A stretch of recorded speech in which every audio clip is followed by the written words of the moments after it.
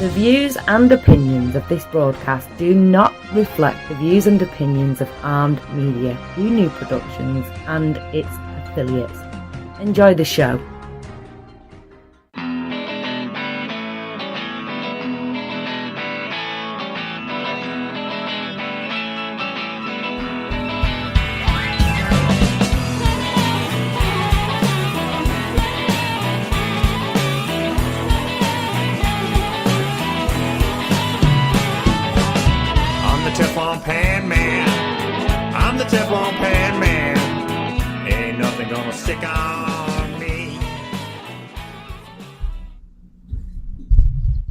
Ladies and gentlemen, can you? Oh, come on. Here we go. Ladies and gentlemen, welcome to the show. This is All You Can Eat. I'm your host, Rob Rosenthal.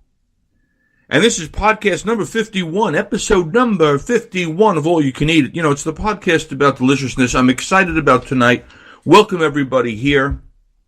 A couple of things about tonight's show. First of all, I'm coming to you live. What is today? Today is going to be Wednesday, April the 10th. April the 10th. Coming to you live from New York City, New York, where I spend a lot of time. Happy to be here. Glad that you're all here. Tonight's show specifically, a couple of different things. First of all, I want to talk to you folks about travel. Having been last week at this time, last Wednesday at this time, I was not here with you live because I was in Spain, and prior to that, I had spent the weekend in Paris, France. So I want to at least begin this evening by talking to you about travel and specifically about Paris and about Spain. And then, my friends, I am going to bring you part two of my conversation with the lovely Gail Simmons. If you know anything about food television, you would know the show Top Chef. Easily the most successful franchise in the history of food television, and one of the judges on that show for the past 16 years, from the very outset, from the very first show, is Gail Simmons. I spent time with Gail in her own kitchen, by the way, where we chatted and snacked and spoke for long enough so that I actually played part one of our discussion last week or the week before. So if you missed that and you want to hear that, you can go to iHeartRadio Podcasts, look up All You Can Eat, and that you'll see that last episode there. We'll say I'm chatting with Gail Simmons, who's great. Tonight, I'm going to bring you part two of that discussion. And before we get to that, as I had promised, let us cover a little bit of ground insofar as travel is concerned, specifically with respect to where I spent last week, which is the city of Paris and the cities of Madrid and Seville in Spain. And even before we get to that, I want to tell you about a product that was sent to me to kind of sample and discuss here on the podcast. So your friend Rob here is a recommender, especially insofar as it applies to those things that I actually like and can recommend without hesitation and with integrity. They sent it to me. There was no expectation. There was no payment. There was no nothing. If I did not like the product, I have two choices with you as someone who believes in full disclosure. One is that I could say absolutely nothing, or two is that I could come on and tell you I didn't like it. In this case, 2 weeks ago, I made a point of discussing a product called Unbound Merino. Unbound, U-N-B-O-U-N-D-E, Merino, M-E-R-I-N-O. So if you wanted to look it up, you would literally go online and look up unboundmerino.com. And when I discussed it 2 weeks ago, I liked it. I had tried it already on a trip. It's a t-shirt. It's a shirt. It's a shirt that's made of wool, a particular kind of wool known as merino wool, merino, which is reputedly a miracle of nature. Anyway, I wear the shirt to Mexico, and then I wore it on the plane ride back. There was no washing in between, and that's okay. And when I spoke about it a couple of weeks ago, I said, I'm wearing the shirt right now, and I'm wearing it because it's comfortable. It looks good. It was black, V-neck, short sleeve wool, and you can pick this shirt up online. I believe it's 65 smackers. And you can wear it, and you can like it, and it looks good. I'm sure you can buy a T-shirt that looks like it for less, but that's not the point. This is a company that was developed by 3 guys who spent a lot of time in their youth traveling. And when you travel in your youth especially, you travel lightly. You don't want to carry a lot of baggage. They needed clothes that had durability, sustainability, easy to manage. They made these shirts out of merino wool, and the thing about merino wool is that it's odor resistant, number one. Secondly, it is temperature regulating. What do I mean when I say that? I mean that if it's warm, it kind of wicks the body's kind of moisture. It keeps you dry. And when it's cool, unbelievably, but true, it keeps you warm. Third part of merino wool, it is very fast drying, so that in the event you decide to give it a rinse and a clean and whatever, and a squeeze, boom, it's going to dry quickly. And fourth, wrinkle-free. These are the claims that are made by Unbound Merino, and I'm here to tell you they're true. Because while the first time I was able to recommend the product on limited use, this time on the trip to Paris and Spain, I wore the shirt repeatedly. Now, I want you to understand the following thing. Most of us consider wearing the same shirt on multiple occasions, potentially, I don't know, gross. We all do it. Sometimes you put, you smell a shirt and you go, I think I'll wear that again. No, this shirt was made to be worn repeatedly. Odor resistant, wrinkle free. So I wore this shirt throughout my week-long journey in Paris and Spain, where I spent a lot of time walking the streets. I'm out there. I'm in the thing. It's fantastic.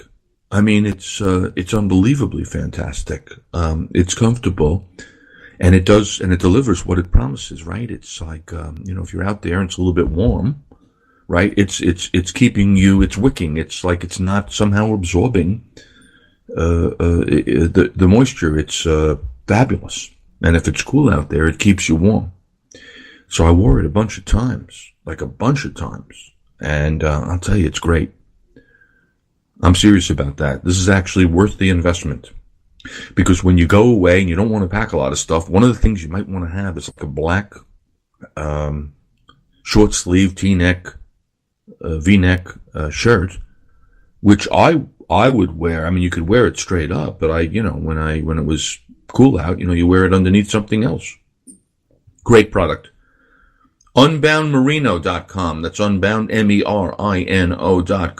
Look it up, check it out, read the reviews, but I'm telling you, I recommend this one strongly. This is a good product right there. I'm not wearing it right now, but that's neither here nor there. After a week of using it, I did put it in the laundry, and it's just love this thing. It's great. As I mentioned, see you later. Oh, see you later. We'll come back to you. Always some noise in the background here. That's what happens when you go live. This is why I like to go live. I don't mind the mistakes. I don't mind the technical screw up. Whatever you deal with it and you move on. This is life. I want to talk to you about last week. Last week at this time, as I said, I was in Europe because I like to travel. I've been doing it my whole life. And if you travel, then you know how great it is, how exciting it is, how valuable it is to be somewhere else, anywhere else, and to take in another part of the world and another experience and another culture and another cuisine and all of that kind of stuff. I still miss Anthony Bourdain, who certainly spent a lot of time on the road. What he said was, and I quote, "If you're 22, physically fit, hungry to learn and be better, I urge you to travel as far and as widely as possible. Sleep on floors if you have to. Find out how other people live and eat and cook. Learn from them wherever you go." Anthony Bourdain. Sad that he's gone, but he understood better than most how important it is, how valuable it is, how exciting it is, how different it is, how much of a learning experience it is to take yourself out of your comfort zone, out of your zip code, out of your area, out of your country, if you can. I think traveling anywhere is great, right? If you're listening to this and you're in a city somewhere in America or a suburb or whatever, and you get a chance to go away anywhere in this country, there's so many beautiful places in this country to visit. I'm blessed here on the East Coast. I live in a big city. I can go northbound and be in the mountains. I can go south and be by the ocean. We all can. But I'm telling you, as a guy with a lot of frequent flyer miles, if you can get out of the country, man, you want to do that. And those who know. And last week I was in Paris. Now, I'm a city guy. I love a city. I'm not saying I don't want to be on the beach. I'm not saying I don't like to be in mountains.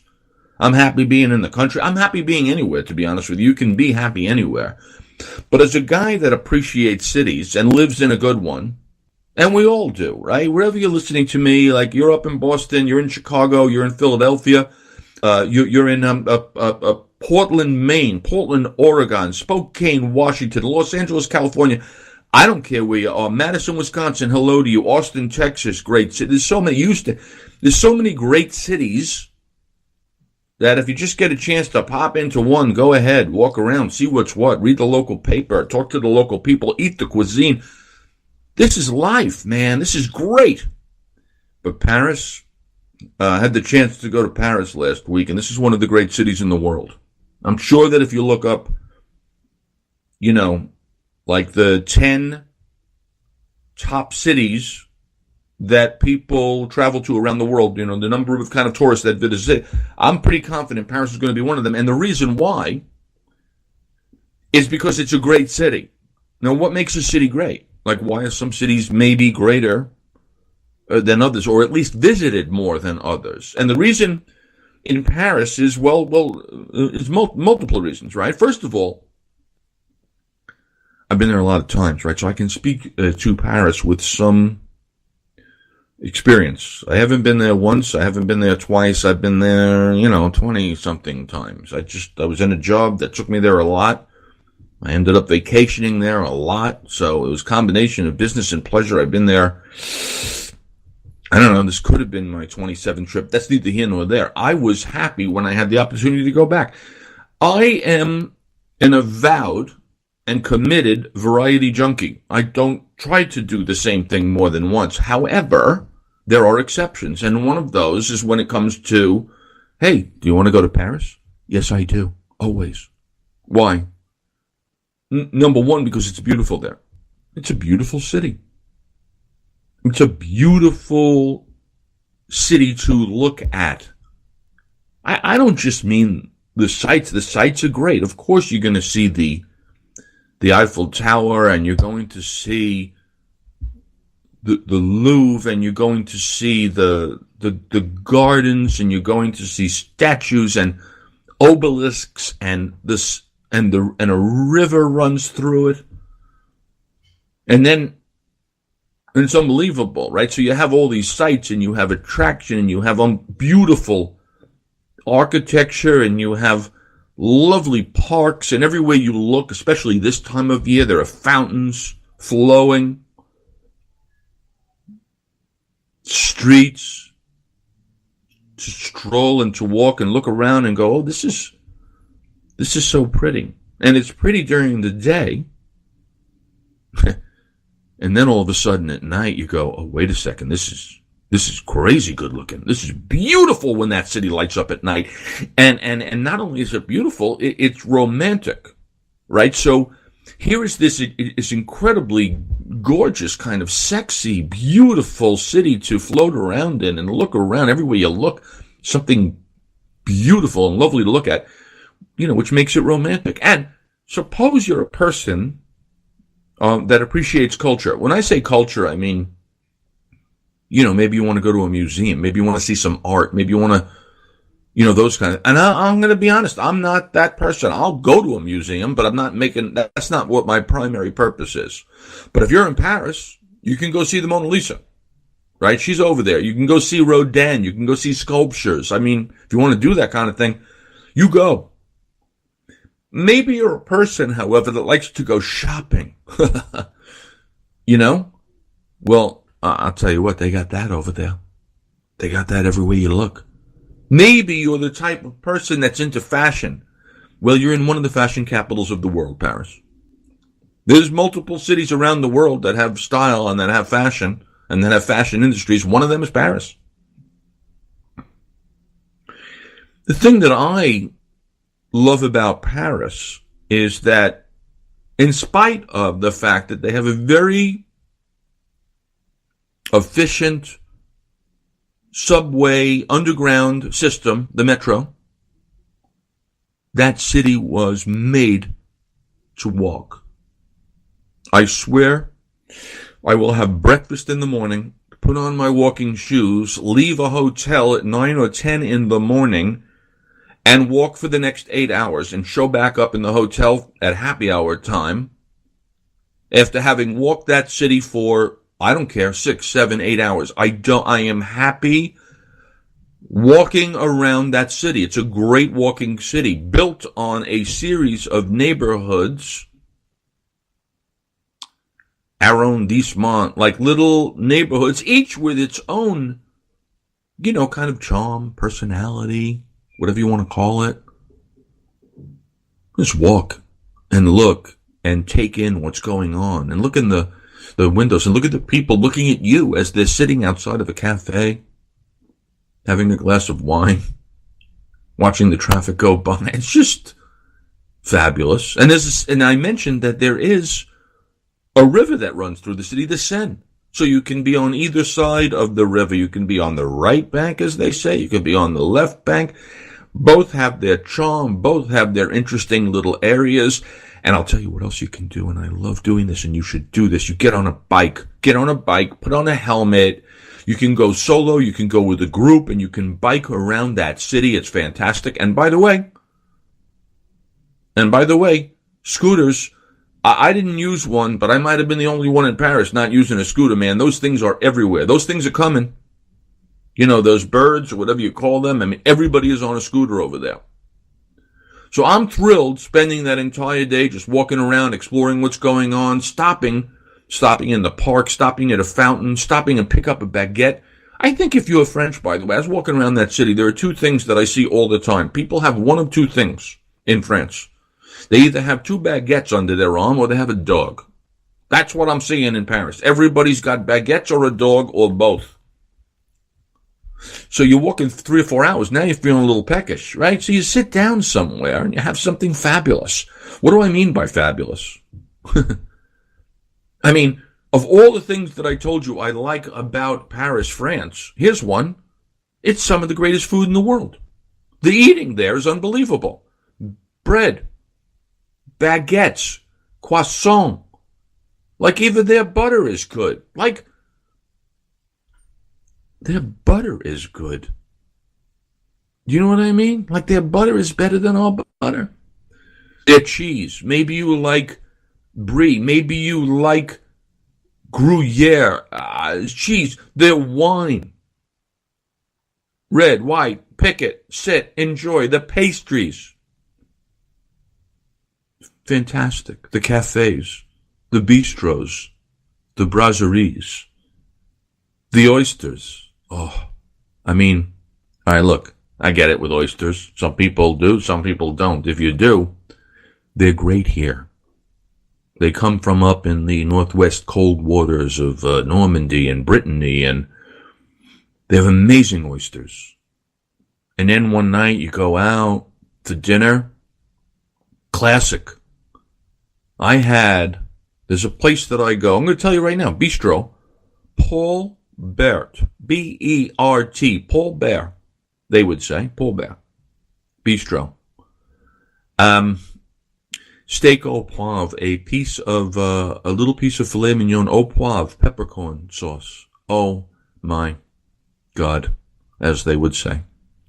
I mean, you know, one of those sauces that you get and like, you know, there's some left on the plate after you've scarfed down an entire piece of meat. So you take that baguette and you rub it in the sauce. You don't let any of that sauce go back to the kitchen. And what's served on the side of steak in Paris, France? Frites, as in perfect French fries. And I'm going to tell you right now, by the way, that I also had something called bouleau. Now, I'm just going to tell you how it's spelled. It's B-U-L-O-T-S. Les bouleaux. In English, we call them whelks, or I learned from a chef friend of mine out in Oregon that they are called periwinkles. They are creatures that come from the sea in the most beautiful looking shell. I am obsessed with these things. They come to the table with a very thin fork. You pull out the meat from the thing in the same way that you might pull out a clam from a clam shell, or an oyster from an oyster shell, or an escargot from an escargot shell. And these things are they're sweet. They're like and they're chewy. They are like candy from the sea, served with a little kind of simple mayonnaise sauce. I'm obsessed with these things. And then, of course, you can eat ice cream over there.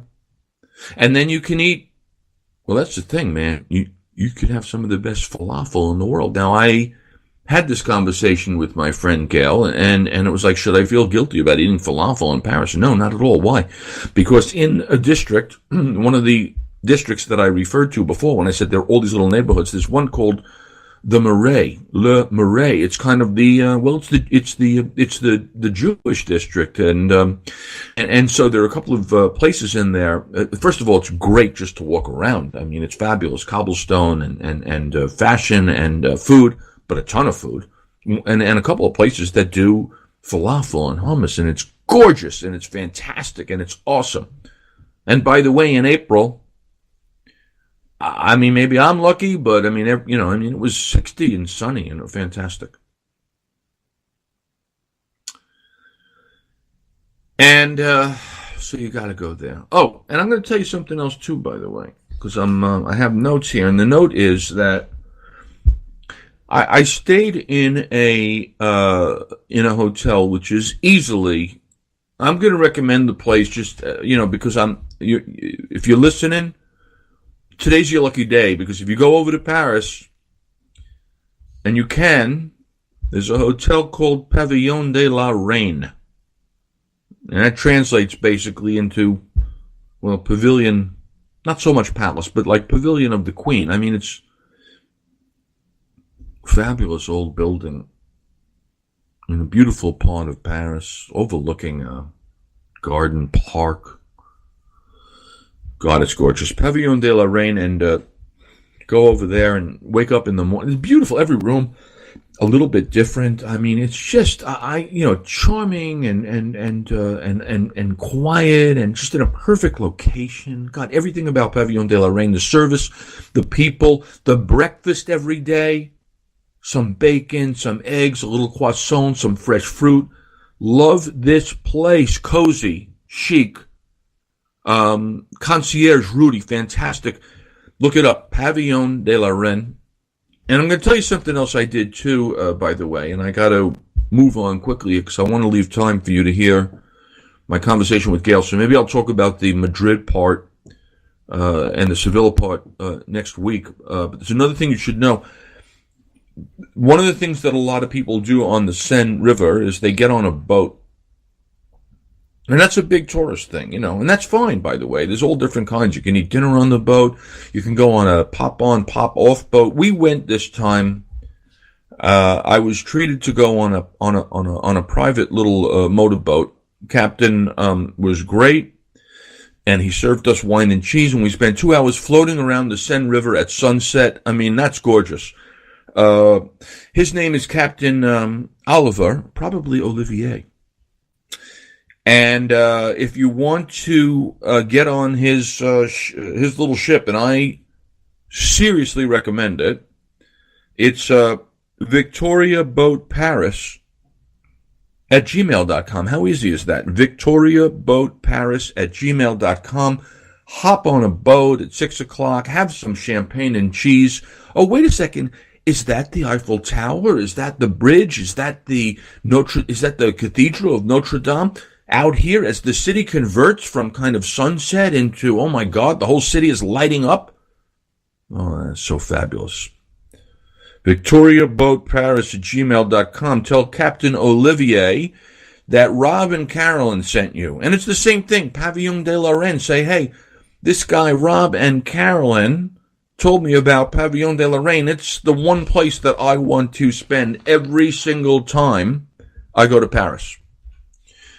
Now, what I'm going to do next here, and again, bear with me as I do a couple of production elements here in the studio. There we go. I'm going to put you in touch with my conversation with Gail Simmons, who, I'll tell you two things. It's not only that she's a judge on Top Chef for 16 seasons, and a mother of two, and a cookbook author, and a writer. I mean, she really knows food. She's worked for Jeffrey Steingarten and Food and Wine Magazine and Daniel Boulud. She just knows food, but more than that, she's delightful, and she has and she's great to speak to, and has a beautiful voice. So, I'm going to hook you right now into part 2 of my conversation with my friend Gail Simmons. And then I'm assuming that we'll have a little bit of time and we'll come back. So if this works, here we go.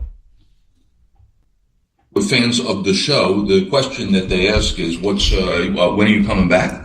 Now, I'm coming. It's in the planning, right? So I took this season off more or less because I happened to get pregnant, and my due date was literally 3 days after they started shooting the first season. Right. The first episode of this current season that just finished.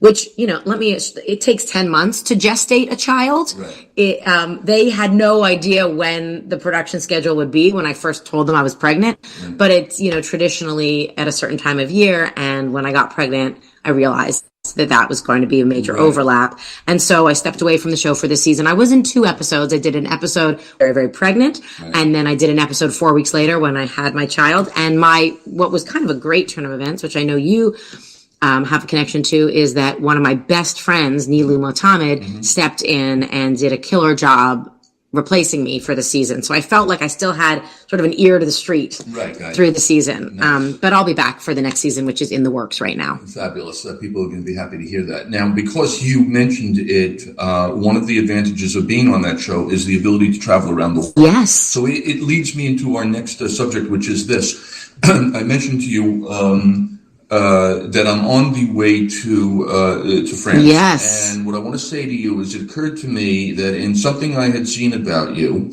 you mentioned of the many things that you like to eat in Paris, there were 2 that I said, there's a lot of things I like to eat in Paris. Well, I know, but what I'm saying is, once again, the overlap. Yes, yes.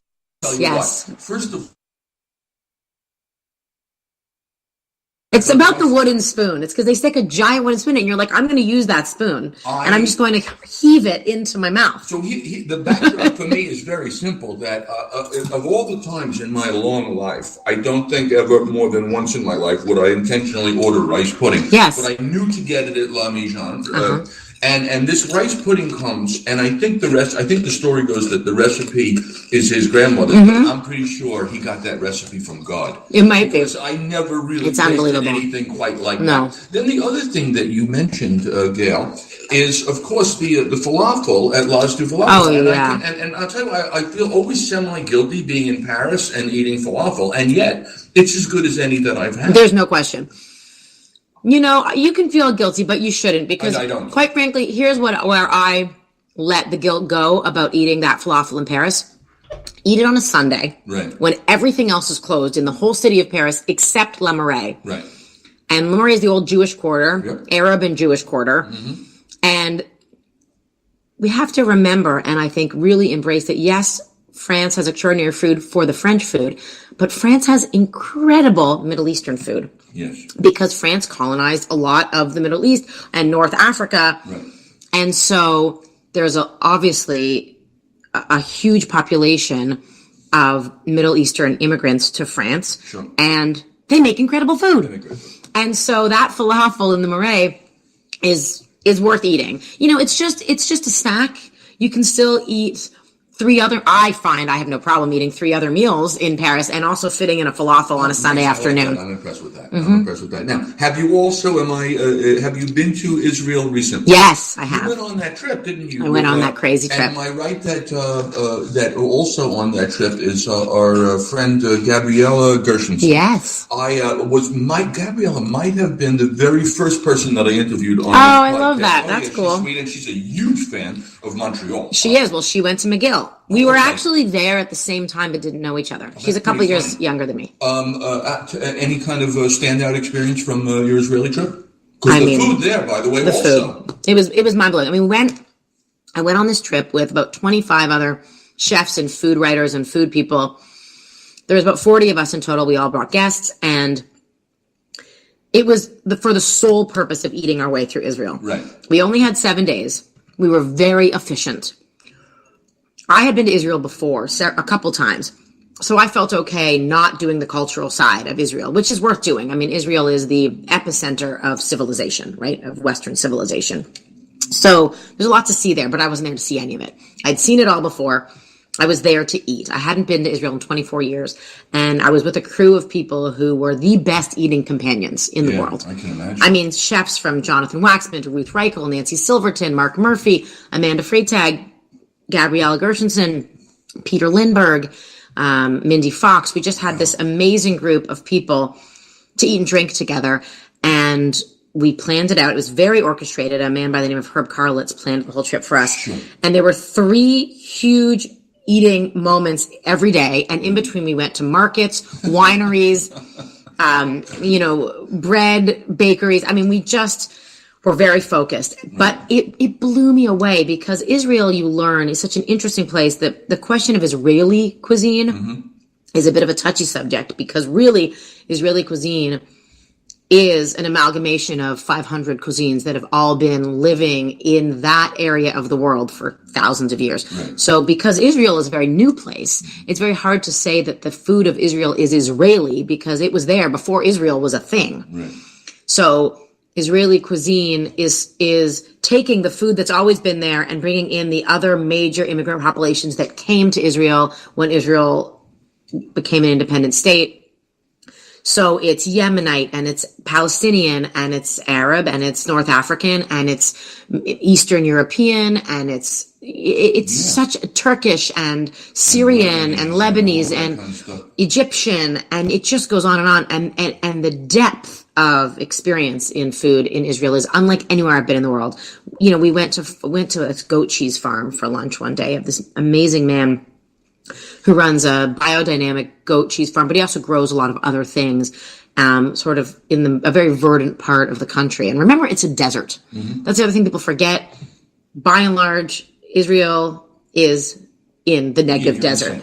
It's in the sand. So the fact that they've been able to farm the land and make it as green and as nutrient rich as they have is a feat of God.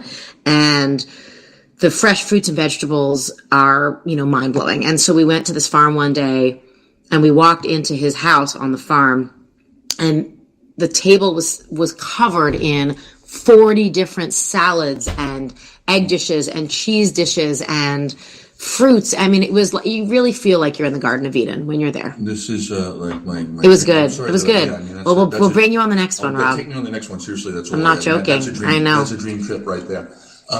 I wanted to ask you, since we're on to the food, what are you making here in this kitchen? Oh, what's your so I always ask people the same question, right? Because in my book, it's all based on the idea of most taste, fewest ingredients, least effort. Agreed. All right, so agreed.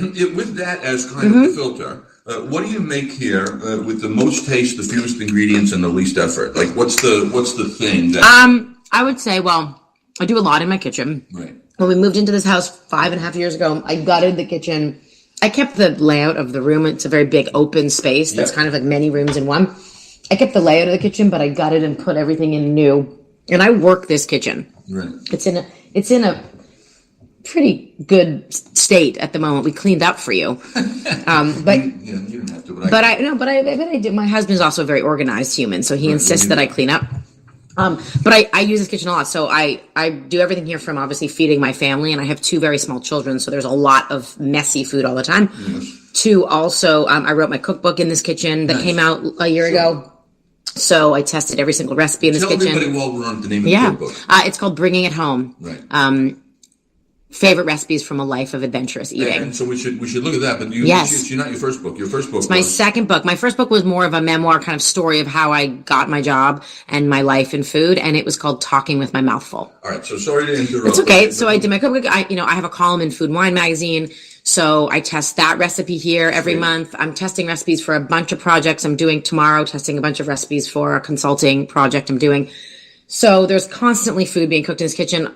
I would say the thing we do the most with the least effort and the biggest reward that we are all going to eat all week long is we roast a lot of vegetables. Right. Salt, pepper, good olive oil on the sheet tray. Right. 3 vegetables at a time, large quantities in the oven at high heat. Right. Everything takes more or less 20 minutes. Right. And then we have food for the week. Yeah. Okay. Good. So that happens all the time. And then it's just, we just generally actually just put a little bit of salt on the vegetables. I'll put pepper or other seasonings or a sauce or a spice rub or a drizzle of something that my husband and I will eat with it. My daughter might want to dip it in something. My son, we will cut it into small pieces or puree it because he's only 10 months old. Right. So we kind of start with that base and then we can customize it. It's almost like soft serve, but in vegetable form for all of our different needs. Right. We make a lot of soups. I mean, we're getting out of winter, so hopefully soup season is coming to a close. Right. But that's another thing that I do in my kitchen that I make in big batches. I mean, there's I'll show you a giant pot of soup in my fridge right now because all of us will eat it. We just puree it for the little babe. Right. My daughter can eat a good hearty, lentil and vegetable soup all week long. And so will we. And all soup freezes so nicely. Correct. I'm with you on all of those things. That's it. Let me ask you a question that has, and before I ask you about music, here's my question for you. You go out to eat as well. I do. Okay. It's a big part of my job. Right. Okay. Well, here's the thing. there's 2 things here. I'm interested in knowing what it is that you see out in the restaurant world that bothers you, that you are not impressed with, whether it's a trend. But I'm going to confess my one to you right now. Tell me. That is usually saying it has nothing to do with food. It has nothing to do with the chef. It has nothing to do with restaurant management. I was in Mexico 2 weeks ago, and I'm sitting at a beautiful Mexican restaurant, obviously, overlooking the Pacific Ocean as the sun is coming down. There's a very attractive family of 4 at the next table. Young people and with 2 young kids. And the youngest one has an iPad and headphones, and then the other one has a phone, and the 2 parents are on the phone. And I found the scene profoundly depressing. It is. Because here is the opportunity, as you know better than anybody, to be in that moment of sharing. Not only what you're eating, that's fine, but I mean just sharing some kind of thoughts, communications, feelings, correct, whatever. And not one of them talking to the other. That's upsetting. I found it is upsetting. This is an ongoing conversation in my house too, because we have young children. I mean, my little boy is far too young for that. But we have certainly that has played out with my daughter to some extent. And it's the golden handcuffs. It's the evil key to the universe. Sure. There are times when we need her to sit in her chair and not run around like a crazy person. Sure. And that's especially if you're out in public. Right, if we're out in public. But I also, there's nothing I hate more than seeing kids at the table with an iPod or a phone, but simultaneously parents even worse. And we try our hardest to not have phones at our table, no matter what table we're at. Certainly at our kitchen table right here, but also when we are out. However, there are times when it becomes the bane of our existence, but the only way that we can have 2 seconds of non-disaster and calm. So, the 4 people, that's unacceptable. It's unacceptable. We had this, before we had our son, we traveled a lot. Hopefully we still will, but we've taken our daughter, we used to just strap her on our back and take her everywhere. Sure. And she's a great traveler for it. And she has seen so many places, and she's only 5.5 years old. And we took her to London a few years ago. And we just kept her on New York time so that we could be out late and she could have dinner late, and she would sleep in until 10 in the morning and she'd go to bed at 10 at night. She's still getting those 12 hours, but we shifted them because we wanted to be able to go out for dinner and not eat and then be stuck in a hotel room at 8 o'clock or 7 o'clock at night every night. And it worked out beautifully. We had this system, and it was the only way we could kind of figure out how to, because she was 3, so she was wild and would run around a restaurant and also want to leave and be restless, because they can't sit. Sure. And we wanted to eat actually good meals.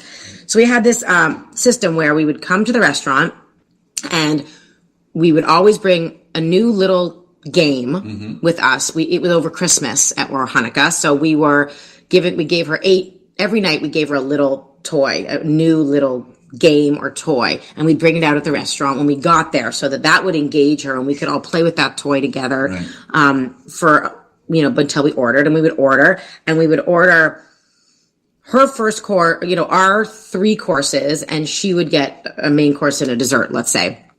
So this was vacation. And she came, we would come to the table, we would order, her main course would come when we would get our appetizers, so we could all eat together and talk about it, and we had this toy, and then her dessert would come when we would get our main course, so she would get this treat and be engaged and sit, and then for our dessert, so that we could actually have a glass of wine and sit, if she was well behaved and we weren't losing our minds, she would get to watch a video on headphones, on our little phone, sitting beside me at 10 o'clock at night.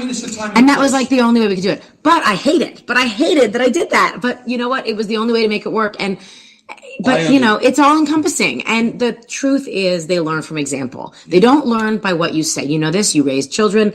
They don't learn by what you tell them. They learn by what they see you doing. Yeah, we call it modeling. It's modeling. And that's why it really upset me. Correct. The parents that's it, of course. That's why it's upsetting. You know that in 10 years, you know what they're going to be saying to the parents? I don't understand why my teenagers don't communicate with me. Yeah. That's what I think. But you're totally right. On the positive side, like, what do you love eating in restaurants? Like, what do you see that's exciting? Yeah, there's a lot of exciting stuff, I think, right now. I've been saying this for a long time, but it is...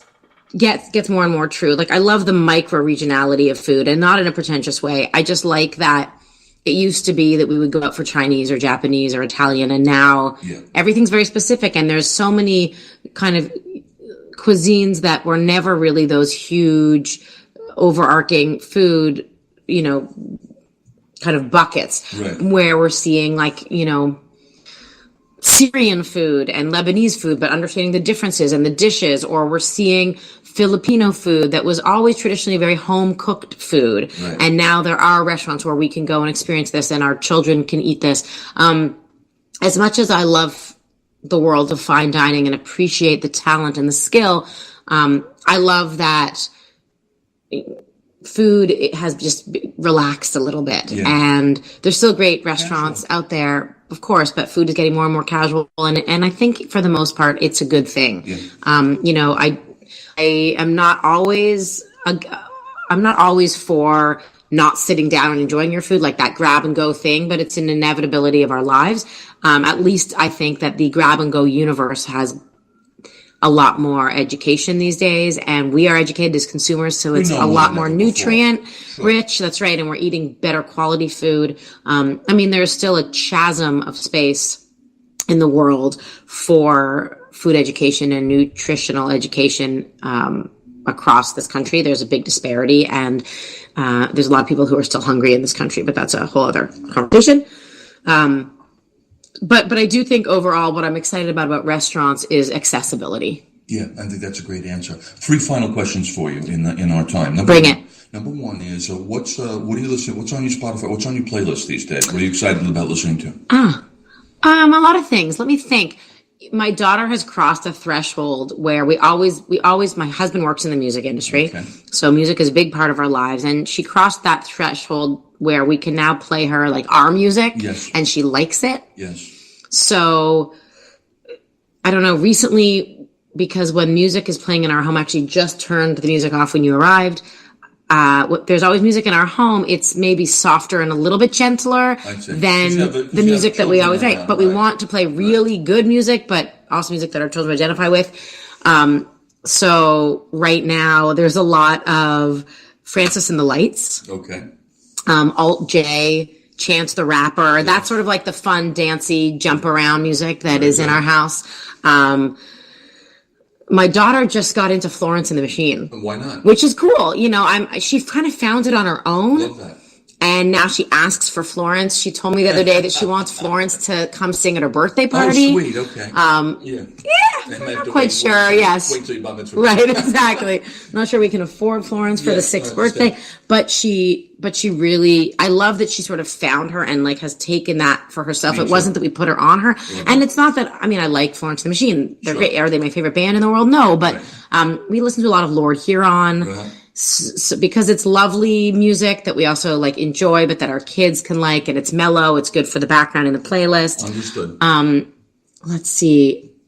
I mean, there's so many people. I mean, I can look at my Spotify. I know. There's so much. I mean, that's sort of like just because a lot of like Arcade Fire and they're, you know, sort of semi-Canadian band that we adore.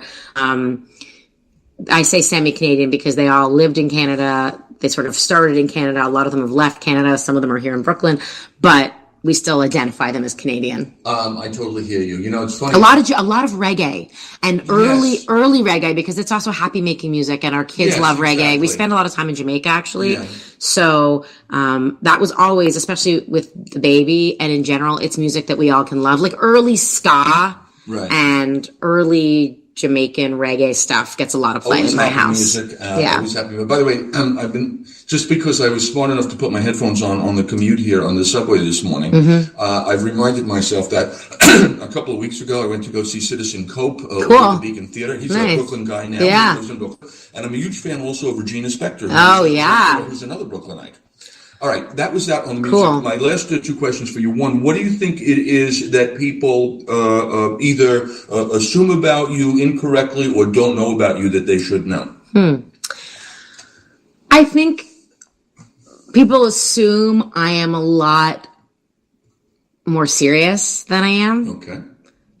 What, do you come off as serious? Well, less so on the show, but I think our show is a serious show in a lot of ways. We're judgy. Right. You know, that's what we're doing. We're judging. Right. And we're judging really fancy, highfalutin shit. Right. You know what I mean? Sure. So that is the side of me that people know best. Right. And I actually think that that's just one side of me, right? Like, yes, I can put on that face, but 9 out of 10 times, if you catch me, that's not the face. That's my very professional face. And we all have our professional voice and a professional face for work, because it's my work. That is my job. But my life is very different, and my life is kind of messy and silly and fun and much more relaxed. Yes, I'm not always in a cocktail dress. And you don't need pate. You're happy having the roast vegetable. Zero pate. So that, I think, is a misnomer a little bit about me. And then I would say what people don't always know about me is they understand that I'm a food person and that I understand food and I can talk about food. But I think a lot of people don't know that it comes from a professional cooking background, and that I actually cook. Like, people sometimes ask me, "Oh, do you know how to cook?" And I'm like, "Well, how do you think I know how to talk? You can't. They're not mutually exclusive." Well, I mean, actually, that's not true. I do know a lot of people who talk about food but who don't cook. Right. But my coming to the Top Chef table or to Food and Wine is really because I love to cook, and like getting my hands dirty is still part of the job. Are you capable of making the perfect omelet? I'm pretty good. Eggs are a pretty big deal to me, actually. I've spent a lot of time making eggs. And here's my final question for you. Yeah. Gail Simmons, what do you know for sure? Damn it, Rob. I'm sorry. No, it's a good one. It's a good one. What do I know for sure? 99 out of 100. And I don't mean it to be a stumper. I mean, it's it's a good, thoughtful question. What do you just know for absolute sure? I can tell you, looking at you, what you know. I mean, there's a lot of things I know, but I'm trying to think of something that feels really absolute to me. There's a lot of impermanence in the world, and I like impermanence. But what do I know for sure? I know that life is too short to not taste everything. I love it. That's what I know. And you're talking to the guy who ends off everything for the last 15 years with "Life is short, never waste a meal." Well, so there once you again, go. An overlap. I can't begin to thank you enough for not only the generosity of your time and that we're here in your very own kitchen, but really for everything it is that you've for the fascinating conversation. You are the easiest person in the world to talk to. Thanks. And I like to talk. I'm good at talking. Well, I know that for sure too. And also, you're a great example of the combination of understanding the importance of following that which is, I don't want to overuse the cliche, but following that which is your passion or at least your interest, and choosing the spots. You got to know, you get 4 or 5 fastballs in your life, as Warren Buffett would say. Yeah. And you got to know when to swing from the fences. Heels. Yeah, for the fences, exactly. Agreed. I thank you, and it's a pleasure to spend time with you. You too, Rob, always. Thank you so much. Well, there you have it. Part 2 of my conversation with Gail Simmons. I like her so much for so many reasons. Easy to talk to, smart, talented, great experience with food in the kitchen. And what a great voice, by the way. I can't, you listen to her and it really makes you appreciate that some people have a great voice. And she has perfect articulation. I have a little bit, I have got some New York going. She speaks really beautifully, and what a beautiful voice. Anyway, so thanks again to Gail. Now, if you folks, for example, are interested in the first, basically, hour, I would say, of my conversation with Gail, where she came from, how she got into food, who she trained with, and all that kind of stuff, you go to iHeartRadio, you go search the podcast for either Rob Rosenthal or All You Can Eat, and you'll see that the episode, the last one up, the most recent one that is, which would have been an episode from 2 weeks ago today, so it would have been somewhere late March, is my initial conversation with Gail. So thank you, Gail, again for that. Enjoyed spending time with you so much. Now, we have only 5 minutes between us. I want to go back to the theme, even if I can't do justice to it. I did spend a day in Madrid, coming out of the Paris, flew over to Madrid. That's a couple of hours, right? Spent overnight in Madrid, the capital city of Spain. Big city. And then from there, took a train to Seville, or as they say over there, Sevilla, which is a much smaller city, lovely city, totally manageable, walking, cobblestone streets, old world kind of charm, beautiful, astonishing colors. I mean, it's a little bit warmer because as you're going south, and south, meaning from Paris then over to Madrid, then down south further to Sevilla. So the colors were unbelievable. Oh my God, everything was blooming.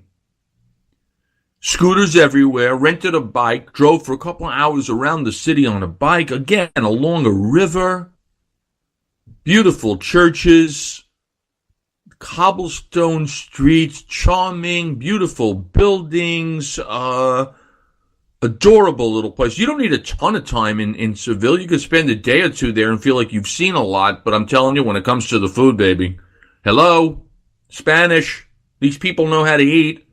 In Madrid, I had paella. Now look, what they're going to tell you in Madrid, because I got friends there, is once you go to the Spanish city of Valencia, you'll never eat paella anywhere else in Spain, because paella Valenciana is like, that's it. However, that being said, we went out for paella. And it's fantastic, right? It's a rice dish, but in it, and it comes many different ways. I mean, anything from kind of like, let's do it with vegetables, which, I don't know why. Let's do it with seafood. Let's do it with chicken and sausage. And then, you're eating all this lovely, tasty food. And then at the bottom of the pan is the rice that's a little bit kind of crispy. So crispy is the rice at the bottom of the paella pan that they have a special name for it. It's called sakarat, man. And so while you let some of your other table mates fill up on some of the rice and the bread and all the other stuff and a nice bottle of Rioja, you know that at the end there's going to be a layer of crispy rice at the bottom of the pan. You go for that. Beautiful. And I'll tell you what else they got over in Spain. Whether it's Madrid or Sevilla or anywhere else you go, they have jamón ibérico. I mean, these people have been working with pigs for 1,000 years. Now, I like a good prosciutto.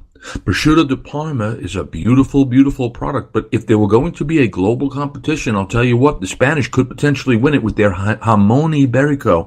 This is some rich, deep, dark, tasty, sweet, beautiful. Their pigs are fed with acorns, and it makes a difference because the ham that comes out of their pigs over in Spain is glorious. And I ate octopus because they got it. And they grill it, and they serve it in a beautiful little cauldron, grilled with maybe some potatoes and some pimenton, which is that smoked Spanish paprika. My mouth is salivating, and I had scallops in the shell and giant shrimp and a soup called salmorejo, which is like a gazpacho. It's tomato soup, but instead of being all kind of red, it's kind of creamy, but not made creamy with cream, made creamy with kind of like almonds and pepita seeds, right? Oh, and pan tomate, man, toasted bread with like tomatoes crushed on it and a little bit of garlic and olive oil, and rabbit. Do not avoid the rabbit, my friends. Anthony Bourdain, travel isn't always pretty. It isn't always comfortable. Sometimes it hurts. It even breaks your heart, but that's okay. The journey changes you. It should change you. It leaves marks on your memory, on your consciousness, on your heart, and on your body. You take something with you. Hopefully you leave something good behind. Anthony Bourdain on travel. My friends, this has been episode 51 of All You Can Eat. Come back and join me next Wednesday at 8 o'clock Eastern Time. I have another guest, Adrien. I'm telling you, she makes a beautiful mezcal. We had a great conversation. Until next Wednesday night, and thanks to my friend Gail Simmons. Until next Wednesday night. Not Wednesday, but Wednesday. I know what night it is. This is Rob Rosenthal. This is All You Can Eat. And remember, life is short, my friends. So never wait a meal.